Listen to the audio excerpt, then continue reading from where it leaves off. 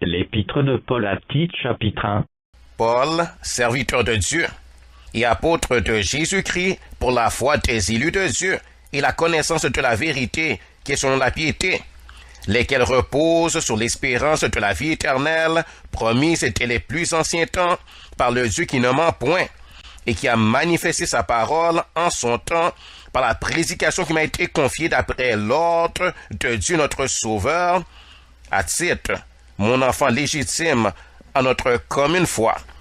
Que la grâce et la paix te soient données de la part de Dieu le Père et de Jésus-Christ notre Sauveur. Je t'ai laissé en Crète afin que tu mettes en ordre ce qui reste à régler et que, selon mes instructions, tu établisses des anciens dans chaque ville. Si s'y trouve quelque homme irréprochable, mari d'une seule femme, ayant des enfants fidèles, qui ne soient ni accusés de débauche ni rebelles.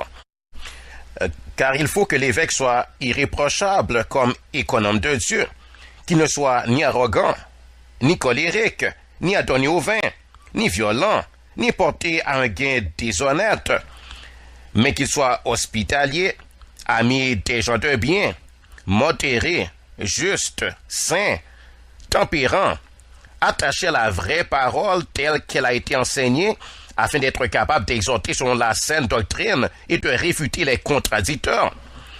Il y a en effet, surtout parmi les circoncis, beaucoup de gens rebelles, de vains discoureurs et de séducteurs, auxquels il faut fermer la bouche. Ils bouleversent des familles entières, enseignant pour un gain honteux ce qu'on ne doit pas enseigner.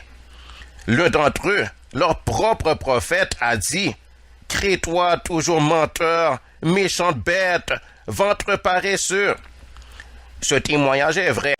C'est pourquoi reprends-les sévèrement, afin qu'ils aient une foi saine et qu'ils ne s'attachent pas à des fables judaïques et à des commandements d'hommes qui se détournent de la vérité. Tout est pur pour ceux qui sont purs, mais rien n'est pur pour ceux qui sont souillés et incrédules. Leur intelligence et leur conscience sont souillées. Ils font profession de connaître Dieu, mais ils le renient par leurs œuvres, étant abominables, rebelles et incapables d'aucune bonne œuvre.